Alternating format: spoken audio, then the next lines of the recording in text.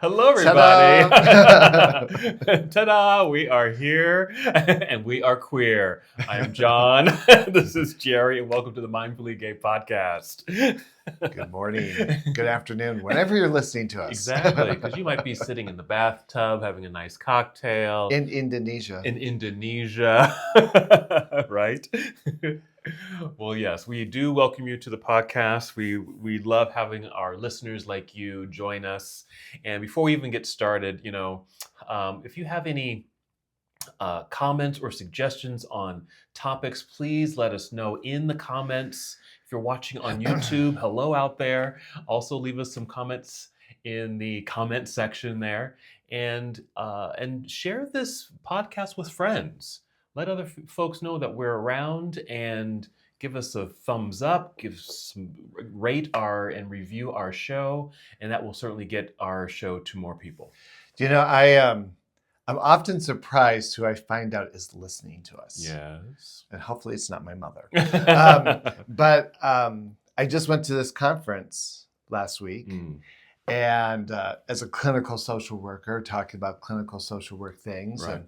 and a group of social workers from NASW. And I was surprised at how many people, and gay, straight, like a lot of people seem to be listening to us, almost like this one guy said that he plays bits and pieces of it to his clients. Oh, wow. I know of people who are teaching college classes who are using our snippets, and interesting. And so y'all getting this shit for free. Give us some comments. Let us know you're out there. Exactly. Yes.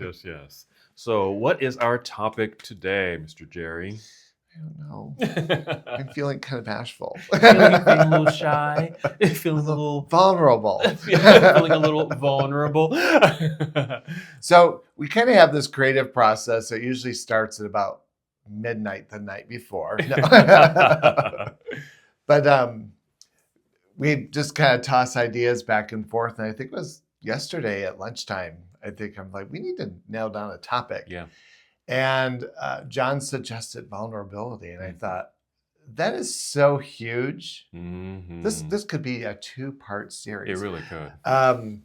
Because I can tell you as a therapist across the board with any kind of client I'm working with, there is an interesting apprehension about going to the space of vulnerability. And it was so interesting that I was having a conversation this morning with AI about what is vulnerability? How do you define it? Right. What does it look like? And Chat even had some interesting observations about the intersection of vulnerability and gay folks. Wow. Well, it's certainly, I think there's a big crossroads right there. Yeah. There's so many areas where I think vulnerability is such a key issue, topic, idea, concept. Things like just, as an individual thinking about, am I gay? Am I not gay? Just that questioning and just feeling kind of scared and vulnerable. Maybe, after that process, deciding whether or not you're going to come out. There's vulnerability around there, and just just feeling exposed and open, and the ramifications of coming out. And I think and the list goes on in regards to what shows up, like things like body image,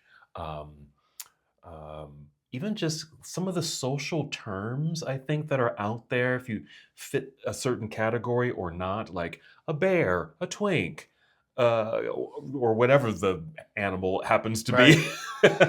I often ask this question. I think we did it with Shane too, but I think, okay, if vulnerability is the thing that we're having issue with, if vulnerability is the thing that we're having an issue with, what is the counterbalance? Right. Like, if I'm not vulnerable, I would be feeling what instead? I don't know that I've come up with a thought on that. If I was not feeling vulnerable, well, let me think about what vulnerable is for me. Vulnerability feels, and I said some of the words, some buzzwords for me, like opened, exposed, um, but in a way where there is no support, or there's the perception that there is no support. That's how I'm thinking about vulnerability at this very moment. Yeah. Does that make sense?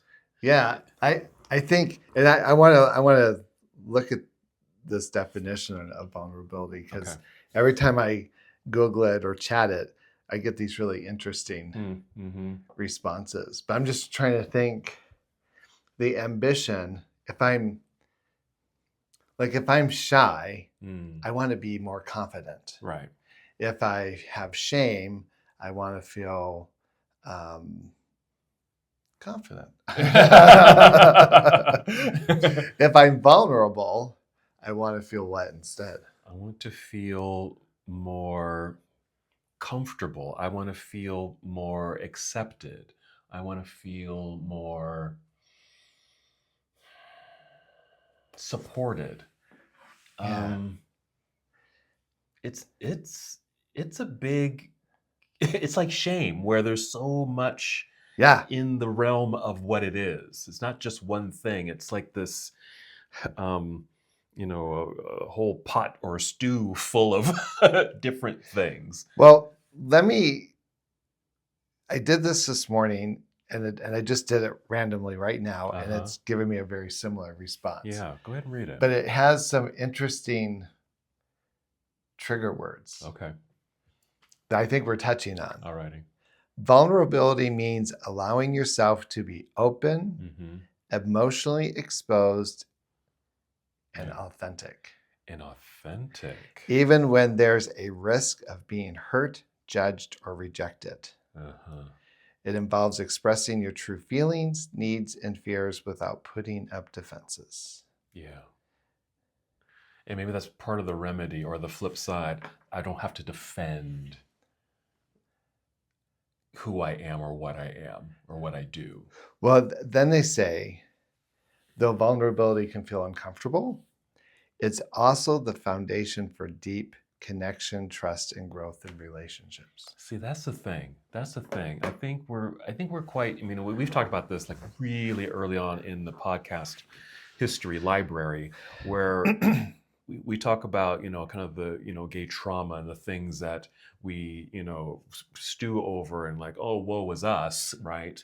But I think it's those very things that make us stronger and so unique in the community, because Yeah. we're resistant, the resistance we've built around those things.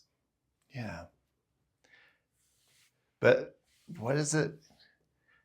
Resiliency, not resistance, resiliency Right. built around those things. Well, and there's a lot of research around. In fact, I had a conversation with a client about this concept of resiliency. And I say, it's interesting. There's some interesting data out there that suggests that the difference between gay folks and straight folks is this concept of resiliency, and that it's tied into, right? There is a deliberate process of coming out. There's a deliberate process and contemplation of who I am, how I fit, how I show up. How you show up, right? Yeah. So I was thinking about this on a drive over here. I thought, well, vulnerability, to get to the other side of vulnerability, requires a very deep, intentional process. Like, I have to intend to go to the place of discomfort in the anticipation of getting to a space of growth. Yeah, that makes total sense. Like, I have to surrender to it. Yeah, because if you don't have that experience, then it's just kind of normal, where I can go out and have red hair, and that's just normal for a person. Mm-hmm. But if I were to dye my hair, if I had hair, or wear a red wig, let's say, and go out in public, that might feel very different. That doesn't feel as normal to perhaps someone who already has red hair, or can socially acceptable wear a red wig. I've seen your red wig. It works. Well, thank you. I appreciate that. Yeah. So I always find this process, and I feel like I'm generalizing because I think anytime somebody goes to see a therapist, or if people come into a ritual like a sweat lodge, Mm, or maybe it's a plant-based journey or some kind of ritual, right? You're deliberately stepping in, like, I know what I'm getting in my present circumstances. I don't like what I'm getting, or I want to have some change or transition. So I'm willing to put myself in a brand new experience. mm-hmm.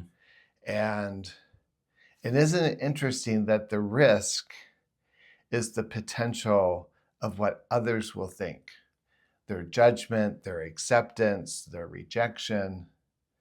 Like, I was thinking about this. I thought, wow, how incredibly neurotic we are as a species. As a species, yes. Yeah, because I don't Overall, think the squirrels worry about they don't worry this. about this Yeah, kind of stuff. Yeah. but isn't it interesting? I know, like when I go to the gym, Mm-hmm. um, I have a particular consciousness about my physical capacity, my age in relationship to others, my sexual orientation in relationship to others, except for Murray or EOS.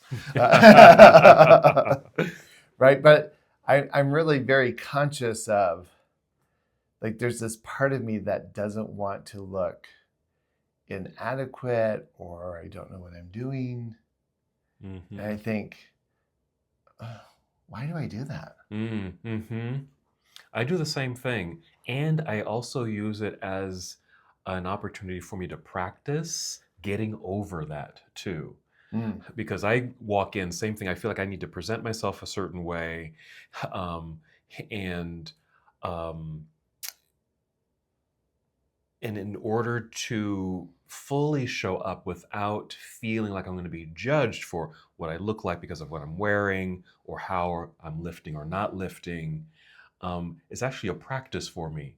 And so I consciously go in. It's like, okay, I'm going to do this lift that or use this machine I've never used before, for example, because I don't want to look dumb mm. using this machine and doing it wrong, and someone's looking, and in my head they're laughing at me, right? I was like, no. In my head, I'm talking to myself. No, John, just do it. Read the instructions. Get on board. Do the thing. Try it out. Same with like what I'm wearing. I tend to wear uh, I tend to wear shirts that are cut off at the sleeves, right? And I have one shirt that I love, but it's like it's just tattered, and but I love it. It has holes in it. It's ripped. You know, at any moment I could get caught on a machine and like choke myself. You know, Is it's that the what one he had in 1989? yeah, yeah, yeah. But Yeah. I love this shirt, and I think so one part it's just rags just on my body, but the second note I like wearing it because I think it looks good on me. It does a certain thing to my body that I like, right? And so I walk in with confidence, knowing that probably some people are looking at like, what kind of shirt is that? That thing's just a rag that's torn to pieces does on he this does person's he butt. need a donation? Yeah, right. Does he need help? Right. But I go in just feeling confident with what I'm wearing. And I get motivated because I see others kind of doing the same thing. You see all kinds of gym costumes, right? The drag that you see at the gym. Um, and so it just, for me, it just builds confidence where I don't feel as vulnerable. It's like, well, they can do it. I can do it too. And then all that Mm. softens around feeling judged or the perception of feeling judged and those kinds of things. And so, yeah, I think it can become a practice of knowing what the resistance is and being willing to kind of step into that discomfort and see how you do through the process, so emotionally, physically, etc. And do you successfully get to the other side? Do you? Well, the hope is, I mean, I feel like I've had success in doing that, but that's what I'm proposing and hoping that others could possibly do. Um, Whatever resistance that you're facing, Um, I think an exercise might be, what's the worst thing that could happen? Yeah. What's the worst thing that can happen? And I really can't think of what the worst thing. Like they're gonna kick you out of the gym. I don't know. You lose your membership You at lose your EOS. membership, or someone calls you a name or something. I mean, is that the very worst thing? And if you feel like you can get to the other side of that, Yeah. I think you're all right. So there's this human condition, right? That I don't know that I want to call it a human condition. I struggle with that, but right, the factor is this constant dialogue about how am I in relationship to others? Yes. Am I fitting in? Right. Am I normal? Mm-hmm. That comes up all the time in my office. I just want to feel normal, and I always say, "Why?" Mm-hmm. That's such a low bar. Yeah. And I wonder what that is about.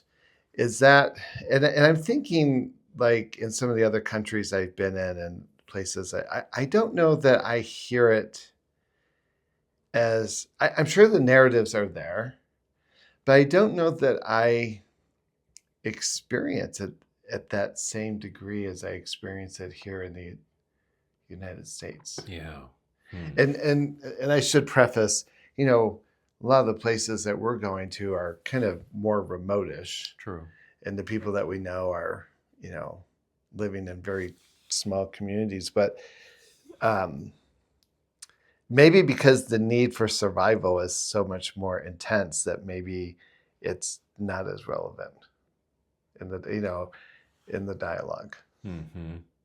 It would seem like that it just doesn't matter. It's like if you had to rank Yeah. what's important to you. Food, Yeah, shelter. exactly. Yeah, like that kind of stuff. It isn't really important. Yeah. What you look like and what shoes you're wearing doesn't matter. Yeah. Yeah, it's more about shelter and food and community and things of that sort. I did the presentations I did on Friday. I've done presentations forever for the last 30 years. And I almost canceled this. And a friend of mine said, just go in there and tell them how you're feeling. So I got in front of the audience. I said, quite frankly, I don't want to talk about this anymore. And they all kind of looked at me. I said, I feel like every time I get asked to do one of these presentations, I have to spend 15 minutes saying G stands for gay, L stands for lesbian, right?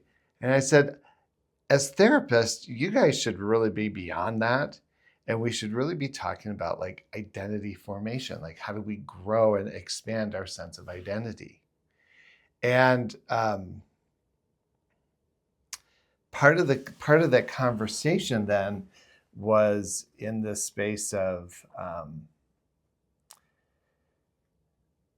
the deliberate nature of coming to understand who we are as gay and lesbian people. And it used to be, I'm not sure what the current statistic is, but there used to be like these coming out statistics. And almost always, like if there was ever some kind of a format about who do we come out to first, the very last people on the list every time is family. It's family. Parents. The people that are most close to you. Yeah. And so we're just kind of talking about, what is that about? What is it that is so frightening? What is it about our sense of identity that becomes the last people that come out to? Yeah. I mean, I can certainly relate to that. And I think that really fits with this vulnerability conversation, because I think like the parent that you're afraid to come out to, I mean, just thinking about the potential, what's the worst thing that can happen, right? If we're asking that question, you get ostracized, you get kicked out of the house, you're, off out of the will. I mean, they don't see you as a person anymore. I mean, all those negative things, right? And that's the fear. Like, I could never tell my parents that I'm gay because list, right? And it is that fear of being not accepted, that that total fear, that human, and you said human condition, but I think that is a human condition. We want and need to be accepted and a part of a community, a family of sorts, a circle, a tribe. And if you feel ostracized from that tribe, then what are you? Who are you? Yeah. You know? One of the things in this conference, we were in this discussion of identity formation. People said, well, what are the conversations you have with your clients? And I said, I always go to that place, and I referenced our podcast. Uh-huh. I said, I always go to this place of what are the blessings? What is it Yeah. that you have been bestowed upon as a gay person? Yeah. What and it was interesting. Both audiences were just like, wow, they had never contemplated such a question. Yes. And then they said, well, what do you tell them? And so, well, I usually try to help clients find their own sense of that. Exactly, right. But, and I didn't say this at the conference, I wish I would have, but what's occurring to me is I think one of those blessings, I think when we confront that space of vulnerability, Mm-hmm.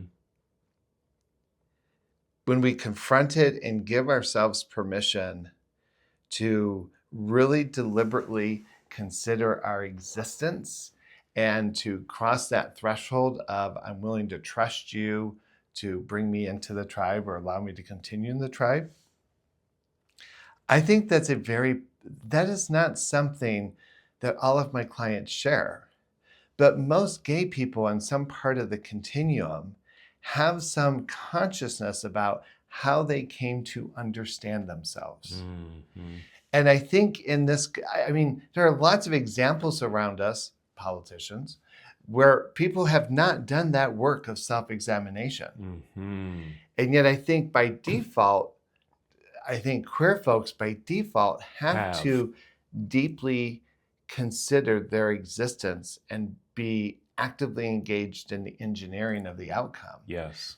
That is a blessing. That's a blessing. That's a blessing. And just to add on to that, because I'm just thinking about that conversation that you might have with a close friend or family member or a parent about coming out, for example, because I think we've been conditioned to think that gay is somehow wrong, and here's that The list. problems. The problems associated with being gay, right? And so we're socialized in that way. But if we flip the script and end that internal processing that individual needs to do and does do in thinking about coming out, you know, to a person, not just to themselves, but to people, maybe even their parents. It is that process. And I think the questions they need to be asking themselves is, getting beyond the negative stereotypes and the lists and socializations around being gay in the world, but the gay blessings. What do I bring to this circle? What do I, my talents, my strengths, etc., and gifts that I could bring to my family unit, to my community of friends, to my school, to my wherever that I'm associating. If we can flip the script and get people to think in those terms, like, this is what I bring. I'm gay, and this is what I can offer our community, Yeah. my church, my home, my family, right? And I think that does squash that feeling of vulnerability. You probably you'll feel vulnerable because it's something. Well, I got to face this, and there is a possibility I will get shunned. But knowing that I've got this nice big bag of gifts and blessings to support me, and I know who I am, that is going to help me. That can help me to push through that vulnerability. Yeah. Well, I'm thinking as you're talking, right? There's been people even throughout history, non-gay and gay, Mm-hmm. right, who have shown up in our history having done remarkable things.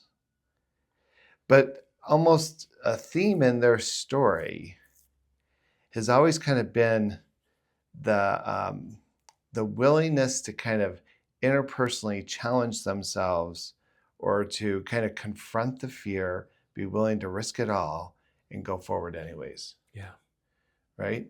Martin Luther King. Um, I'm a diva fan, but Tina Turner. Tina Turner. Um, Wow. Yeah. who I mean, think about the people who have left their mark, who have shaped our culture and our cultural dialogue, are people who have been willing to stretch their necks out, face the fear, cross the threshold, and they're remembered. Mm-hmm. And I think that's a very similar dynamic. You're talking about all the things a family could do to someone who comes out. Authentic, Authentic. right? To get to the place of authenticity may require for me to fully have that experience of authenticity, to face my fears and cross the threshold. Mm-hmm. And dare to speak, dare to show up in the way that is congruent with what feels authentic. Right, right. Because I think when you can step into that authenticity and you do have those two heavy bags, suitcases full of your gifts and blessings, and you're very aware of that and you've embraced that, that's your quote unquote armor. I mean, right? Yeah. Well, but basically, I think I believe in what you're saying. I think we can get there. But I think when most people are coming out, Oh, I think we see, I think a lot, my experience with clients is it's kind of at a point of distress. yeah. And it's the fear that holds them back. Yeah. And what I would say is my willingness to cross the threshold now kind of brings me into this pasture of all those blessings. Yes. Like, right? Like when I came out of the closet, I had not ever been sexual or romantic with another man. But I remember my first kiss. I remember my first fuck. I remember those things. Mm-hmm. And remember just thinking, oh my God, who knew? Mm-hmm. Like I kind of suspected it. And Right? it felt good. Yeah. Mm-hmm. Same thing with, we had this conversation maybe about a year ago when I went to a yoga class after all the fitness stuff. And I said, wow, John, there's a lot of anxiety about me doing group kind of exercise things. And that particular setting was kind of unusual. It was your nude yoga class. I remember. But I remember feeling like going into it thinking, oh, wow, look what I can do. Look how I'm showing up. Exactly. Like, Exactly. wow. Mm-hmm. And there was, I don't even know how I necessarily compared athletically with the guys that were there, but I know that I felt a sense of accomplishment for just like crossing the threshold. Mm-hmm. And how do you think that continued to feed you? What did you do after that? After that class and having that experience, did you see yourself differently? Did you start acting differently in different ways? Or, what added to your Well, I think story? the first thing I did is I called like Nick and a couple other people saying, oh my God, I did this. And I wasn't sure I could do it. And then how I show up, right? Like I'm very conscious, like I do a lot more yoga now, like at home on Apple Fitness, just because of my schedule and stuff like that. Apple Fitness, you're now being promoted. Right. But I think the success of that moment has been the building blocks for other moments. Yes. And has encouraged me to keep going deeper. Right. Exactly. Yeah. And I think that can be part of the stepping stones for people who, are kind of dwelling or feel stuck in their vulnerability, that shyness, that fear, all of that's all valid, of course. What are what are some of those next steps? It might be kind of looking in the past a little bit and looking at some successes. Find situations or circumstances where you had some feel good moments and some accomplishments and things like that, and let that kind of bathe in that a little bit, because that's what's going to give you the strength to take the next step. And when you have an experience like you had in that yoga class, it might even encourage you to try that again, Yeah. or try something else that's new. like, well, I did that, maybe I can do this, right? And you start building Hmm. this this Foundation. foundation of all these experiences that are positive and self-promoting and self-empowering, that you feel, good in, walking into potentially vulnerable situations. Well, two things. One, it's it's hard for me to imagine the person it was. Sometimes when I do a presentation, I'll talk about like my whole coming out story. And the other day, a client was looking at my wall and said, "You went to BYU?" And I went, "Yeah, I did." like, who was Who that was that person, person? Yeah, right? yeah. And and I tell clients, it's like as you practice this principle of putting yourself out there and being willing to try on new experiences, at some point, the old persona, Mm. right? And I think there's even some neuroscience that would suggest, right, the creation of neural pathways that right, the brain becomes habitually connected to one particular way of seeing things. And every time you try something new and reinforce that by repetition, that you're creating new neurotransmitters. Yeah, Here's the absolutely, absolutely, psychologist. yeah, Yeah, absolutely true, very true. yeah. Mhm. And I think about language. I like Mhm. to use the metaphor of language. And I think we've even talked about, you take people to Peru, they don't know, they look painfully American, right? They don't know any Spanish, they don't know any Quechua. They come off the plane in Cusco with their pastels and right. And I remember one time looking back and thinking, they're not going to go up those stairs the same way they're coming down two Right. weeks later, Mhm. right? And they know how to negotiate money, they know how to find a toilet, they know how to order off the menu. Like they've somehow learned to, by putting themselves in a new experience and the reinforcement of not being able to abandon the effort, they create new realities, Yes. right? And I'm using those words deliberately because that's very much like, how does a shaman? I've seen shamans do some pretty amazing things, and people are like, how did they do that? Mm. And my assessment is, and my experience has been, I have to abandon the reality that we're connected to. And I have to see that person in the place of wholeness. I have to imagine them in this place of where we would like them to be. And I think the shamans, you know, I have to be able to see that person whole, not full of cancer and disability, Mm. but full of possibility. Mm. And I think that's the same dynamic we're talking about is um, we have to shift our perceptions around our capacities and opportunities. And what happens is we develop a paradigm around our fears. Yeah. And then we stay locked in. And then we think, well, our assumption is that everyone thinks the same way. Mhm. Mm.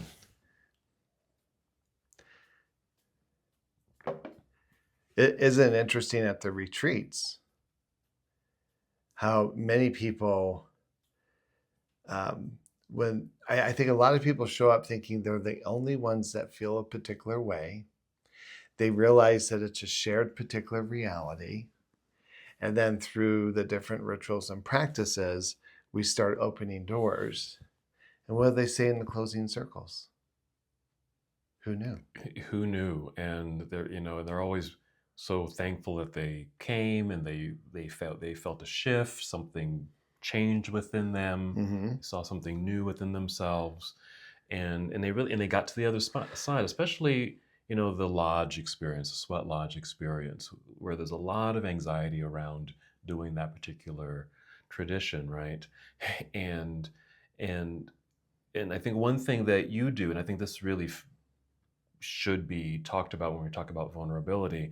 We certainly have our individual fears, and we have our stories that just kind of get built up, and that becomes our belief system. But to get out of that belief system, not only is it part of our responsibility, but I think the responsibility of the outer circle too. you know are we giving support to people who are feeling vulnerable? Are we giving support to the people who are feeling anxious? And I think you do that very well, especially welcoming new people into Sweat Lodge. That you're very calm. You talk about you know uh, you know it's just the dark. It's just a little heat. It's just a little sweat. Close your eyes. Close your eyes. I mean, you make it approachable so that we can feel that diffusion of that anxiety and really be in that experience. And so, like at the retreats, when they have that support and then they do it and they get to the other side, it's like this. They ran the lap and got through the finish Yeah, line, yeah, and it's a success. yeah. So I'm wondering, because I think, here's my thought. I think the issue of vulnerability I think it's closely tied to the concept of fear. Yeah. And I would suggest, even right now in the political atmosphere, in fact, I asked this at my rooms. One room I had maybe 50 people, and the other room probably had 100 people in there. And I was asking questions. I said, what is it that you would say is the principal issue you're hearing from LGBTQ clients? And it was fear. And specifically the fear about the political climate, how the world is kind of shifting in this really awkward way. And people were showing up in their therapist office. And I would say since January 20th, it's been like epidemic. It's just like, okay, every day somebody's going to come in and say, going to be really committed to the doom and gloom. And I've always been very conscious. It's just interesting how quickly we defer to the idea of fear as the thing that prevents us from growth. Even before, if I ask people the question of, well, what is it that's holding you back? Well, I'm just afraid. Well, what are you afraid of? And then they can't name it. Yeah. Like, it's just like, well, I'm just afraid. Like, I should just be able to say I'm afraid and that should be enough. I was like, no, tell me more. And now, right, we now have a target to put all this fear. And I'm not saying there are not reasons to be politically anxious about what's happening.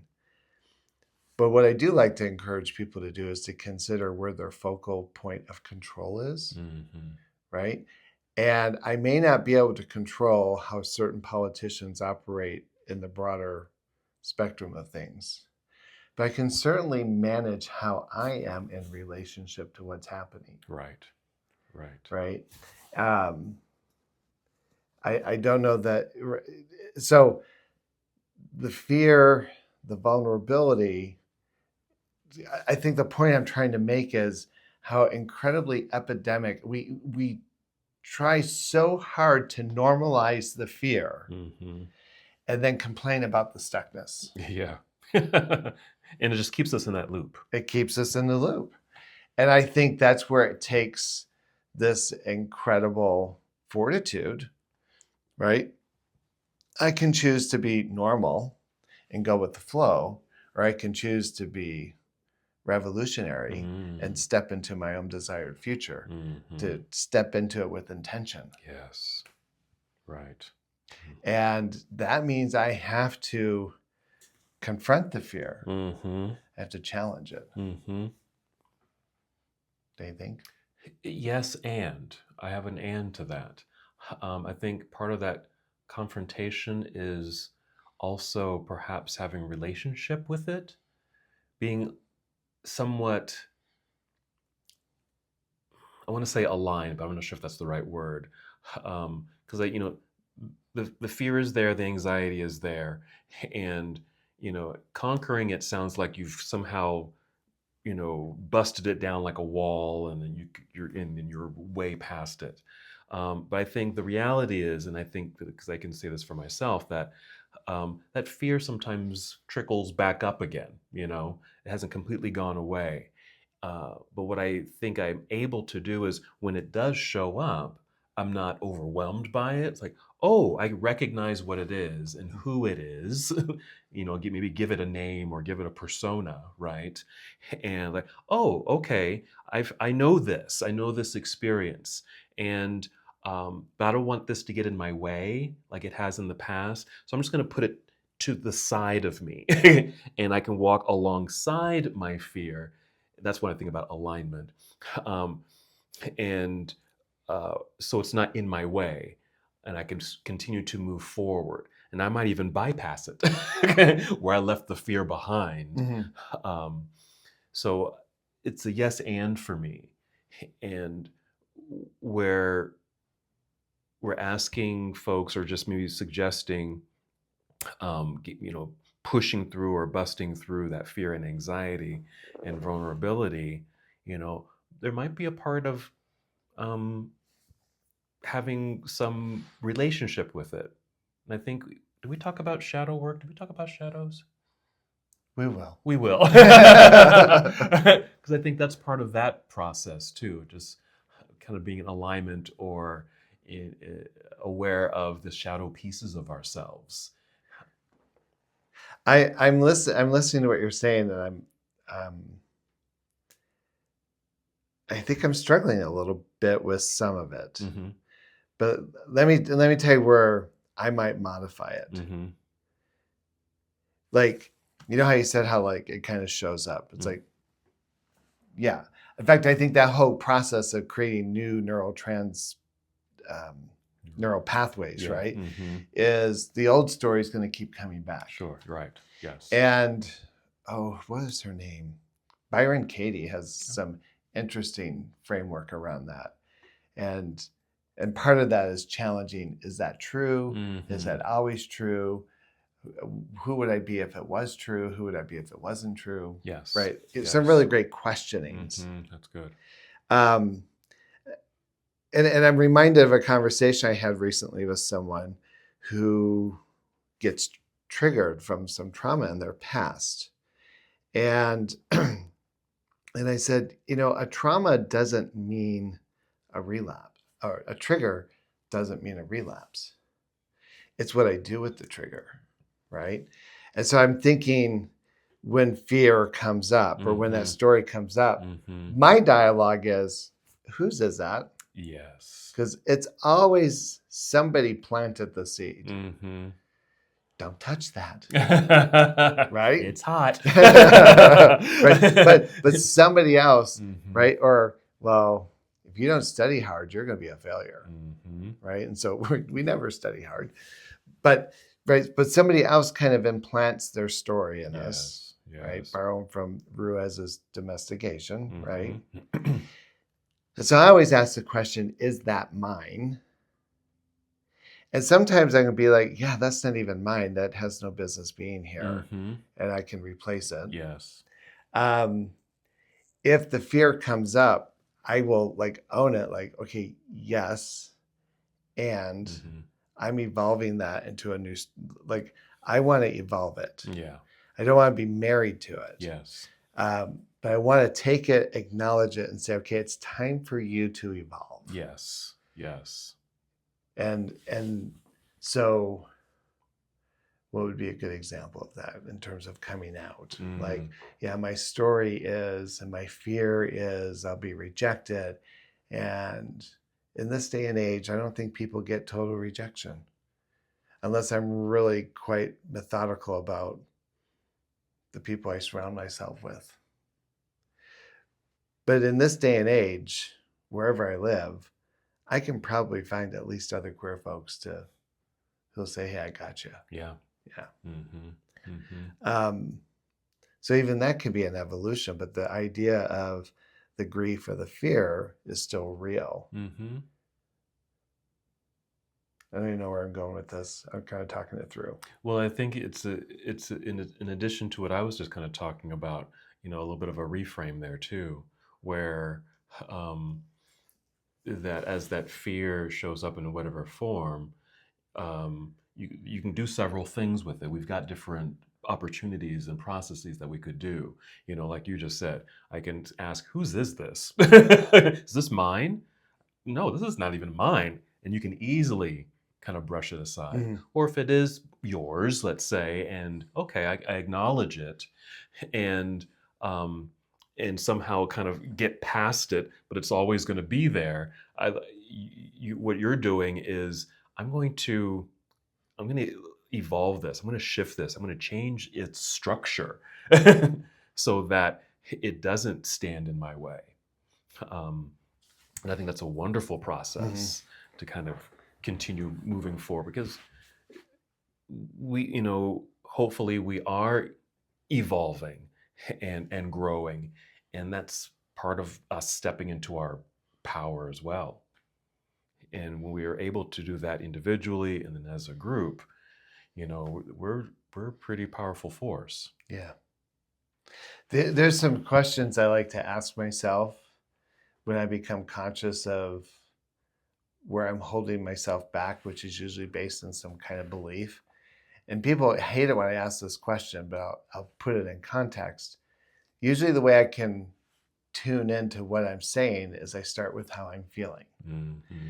And then I say, okay, where's that coming from? And I kind of identify what's the motive, even if that motivating thought is, you idiot, Mm-hmm. or you're ugly, Mm-hmm. right? Whatever, right? Somewhere there's some kind of narrative driving the reaction. But then if I know I need to change that, I will ask myself, what's the payoff in holding on to that thought? Mm-hmm. Right? If I hold on to the belief that I'm ugly, what's the Yeah, payoff? what is that going to buy me, right? Then there's two other parts to that question that can be just as provocative, and that is, how does this serve me? Mm-hmm. Exactly. And people say, it doesn't serve me. It's like, Well, then, no, or you wouldn't hold on to it. exactly. If it didn't serve you in some way, then you wouldn't have it. Yeah.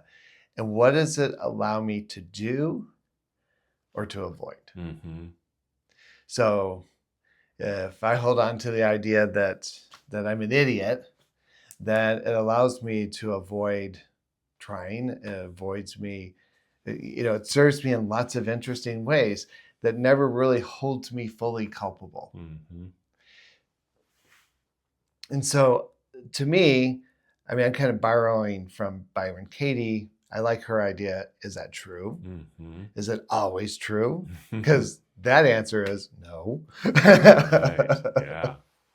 And then what's her other question? Who would I be without this thought? Mm. Who would I be if I didn't believe I was an idiot? I would be what? Wow. Who would I be if I let go of the fear of vulnerability? Mm. Those are the questions. Yeah. Those are the questions. Well, and according to chat, we'd be more authentic. Yeah. We'd be more connected. Mm-hmm. We'd be more, right? We'd be more ourselves. Yeah. More ourselves. Free of judgments. Yeah, and that can just easily show up without all the, Yeah. the anxiety that often is shrouded. And I don't know of any way to work through vulnerability other than the word through. Through. Like I have to confront it. I have to navigate it. Mm-hmm. Got to feel it. Got to feel it. And that's what I mean by having a relationship with it in a way. Get to know it. Yeah. I even say, honor that feeling. Get to understand it. What's happening here? What's going on? Because if you can't really change it or shift it or reconstruct it if you don't understand its construct, right? Yeah. So, and as going back to kind of our superpowers, we are able to do that because of past experiences, even because of our generational experiences. People who've come before us, Mm-hmm. they've been able to do this. Mm-hmm. They've pushed through, and we can look up to them as our ancestors and role models, etc. And gain confidence, perhaps, like, well, if they can do that, I can do that. Yeah. And that continues to make us relevant. And we've said it oftentimes on this podcast, like if if the world was trying to get rid of the gays through all these ways of squashing us and pushing us aside through history, it hasn't worked. Yeah. We are still here. We are relevant. We have a place here. Yeah. I shared in this conference, and I think I've shared this with you many years ago. I forget what the political debate was, but I wrote this prose that said, if you don't want us, that's fine. We're going on strike, and we are going to take everything that we've put into the cultural existence. We're taking it with us. And then I began to name, well, we're going to take Virginia Woolf, and we're going to take the Cat on the Hot Tin Roof. We're going to take the Sistine Chapel. Mhm. We're going to take with us Ellen DeGeneres, and we're going to take with us RuPaul. And I went through sports. I went through politicians. I went through historical figures. And I said, now what do you have left? Yeah, not much. It's called gray. You need the rainbow flag. You're just jealous you didn't think of it first. Mhm. Exactly. That is it. But, and this is another platform. I wish what our queer culture needs is a reinvention of the concept of pride. Yeah. That we can look to our history, our contributions, our participations, our gifts, our willingness to work through the veil of vulnerability. Like, what would happen if we celebrated that versus the Speedos of the day?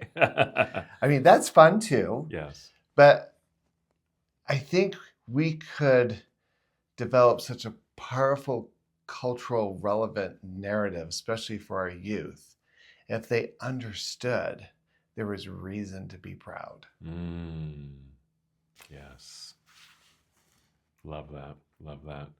And we talked about that a little bit about, pride and, kind of redefining what pride could be. Ritualistically. Yeah, right. Yeah, exactly. That was a good experience. We did it in October, and we'll do it again this October. Yes. Well, this really sparks so much in regards to, this conversation around vulnerability is so vast, and we can go on and on about this because there's so many elements to it. What would be kind of a summary of our conversation that we could share with our listeners, and how could they maybe contribute or add to the conversation?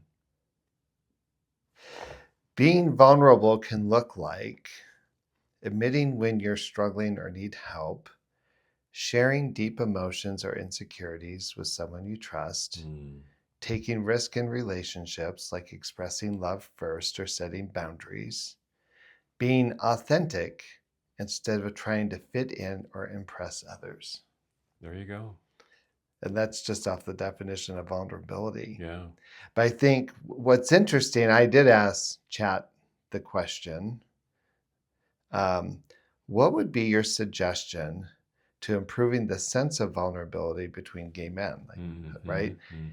Cultivating emotional safety in friendships and relationships, leading with vulnerability, creating non-sexual spaces for connection, reference Mindfully Gay. We're doing these things. Challenge the fear of judgment.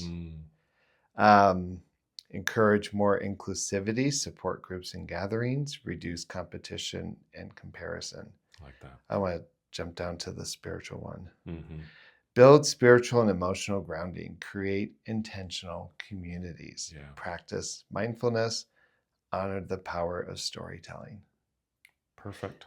I guess, in my opinion, John, I think if I'm looking at it kind of mystically and esoterically, vulnerability is an interesting illusion Mm. that we get deeply invested in. And then once we've kind of broken the illusion, we realize, oh, there was nothing really there to begin with. Mm-hmm. Look what's available to me now. Right. And that's what I would put out there, whether it's a retreat or Mm-hmm. meeting a new circle of friends, right? The willingness, it's got to be this generation that is willing to challenge the fear and the illusions of fear and vulnerability so that this community can move to the next platform of existence, Mm. which I'm going to argue is not about blending in No. and being normalized, Mm-hmm. but is more about amplifying the power and the gifts that we bring to culture. And it's powerful. Very powerful. And we're the only ones holding ourselves back, not Donald Trump. Exactly. Yeah. I think you nailed it. I think you really nailed it. And all those things that you read from an AI, listing, these are reality. It's a reality. It's not just AI. These are things that Mindfully Gay is doing. We are doing these things, creating relationship, friendships, community gatherings, spiritual connections, all of these things. And just go to our website, mindfullygay.com. You'll find us on Instagram. We've got this podcast. These are just little entryways to, contemplate. Let me push through this illusion of fear and vulnerability and try something out. Mhm. And I probably will make a connection and be able to see the value that I bring to my community, because I'll experience something like a retreat and see the wow and experience the wow of this group and within me, that I'll want to and have to just share it and spread that energy. Yeah, Mhm. perfect. Yeah. That's it for now. I think we still would love to hear what you think about vulnerability, fear. Is it an illusion? Is it real? How do you deal with it? If you're a therapist, how are you talking to your clients about this? If you're gay or queer and are thinking about, your own vulnerability, um, and need to reach out, find us. Find us on Instagram. Find us through this podcast, whether you're listening to it on Apple Podcasts or Spotify or seeing us on YouTube. Just reach out, ask a question. Be happy to respond to you. And we're going to keep this movement moving forward. Be vulnerable. Be vulnerable. And I think that's it for now. So we will see you next time on the Mindfully Gay podcast. Thank you for tuning into this episode of the Mindfully Gay podcast. If you enjoyed our conversation today, please remember to hit that like button and subscribe to our channel. This way you won't miss out on any of our upcoming episodes, where we continue to explore fascinating topics and share meaningful stories. Your support means the world to us. See you in the next episode.